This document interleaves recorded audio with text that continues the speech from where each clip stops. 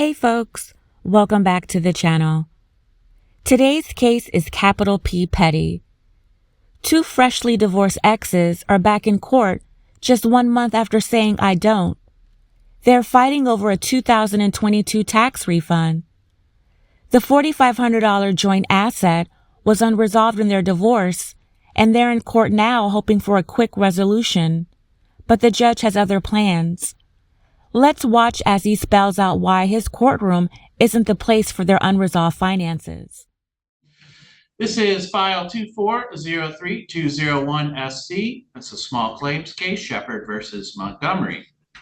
We're here in small claims. Small claims means we're trying to get this done without either party using attorneys, and for this not to go to anything like a jury trial, but just to be decided right here in front of me. So first things first, if both parties are ready and willing to proceed in front of me, the first thing I'll do is swear you in. Please raise your right hands. Do you swear or affirm that any testimony you'd give here today would be the truth, the whole truth, and nothing but the truth? Yes. All right. So a few questions I do need to ask just to make sure of what's going on here. Were you two married? Yes. All right. And then you were not married. When did you actually get divorced? Last month.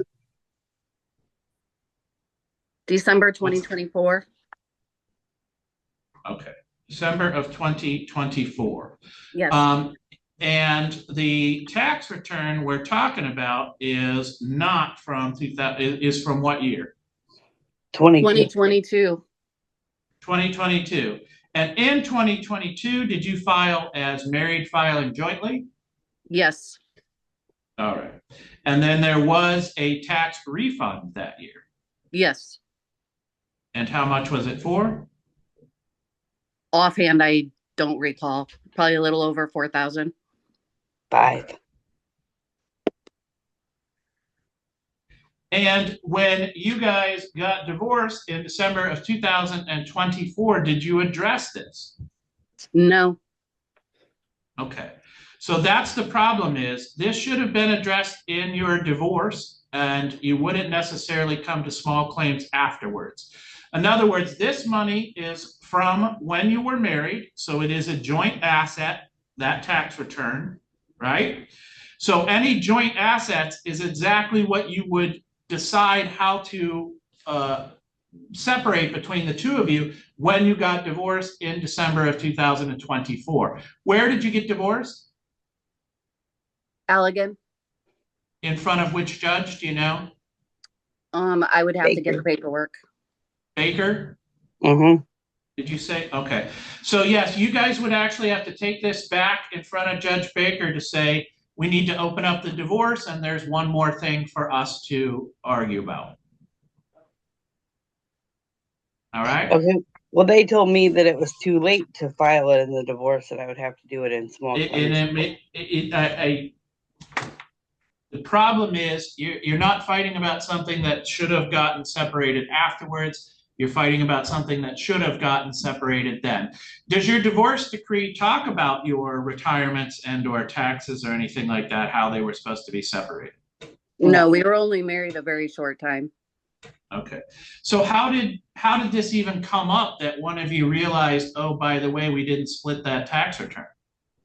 Well, because the tax return would be split between the two of you. As part of a divorce, you would have addressed that.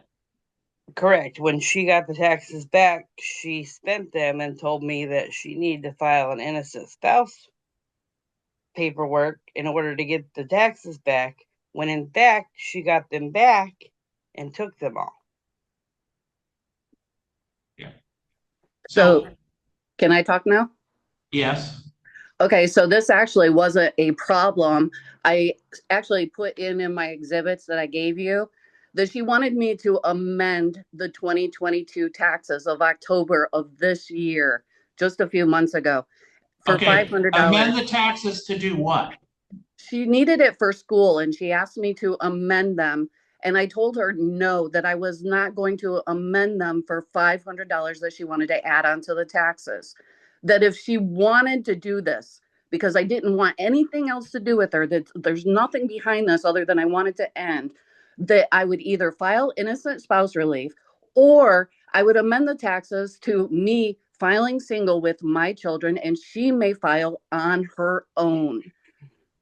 But I have, You mean and in my, from the year 2022? yes, she wanted me to amend the 2022 taxes so she could go to Ladies, school. here's the problem. In small claims, I could do money judgments, but I can't do specific performance. In other words, in this court, you can't get the relief that I would tell someone they have to, amend taxes or file a certain way.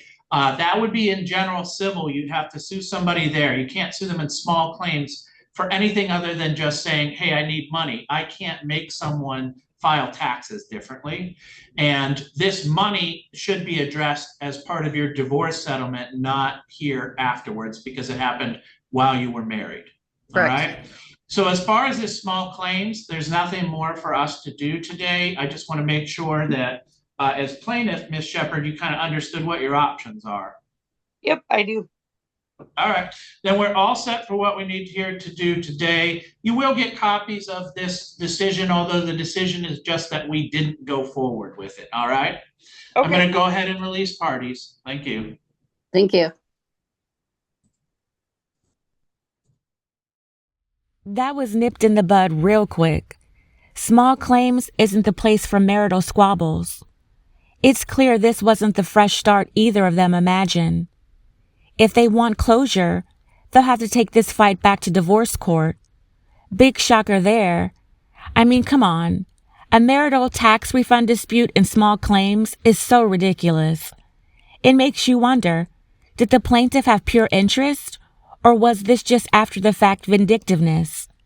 And are cases like this just the reality after a bitter split? Let me know your thoughts in the comments. And don't forget to like, subscribe, and hit that notification bell for more gripping courtroom moments. Thank you for watching. See you in the next one.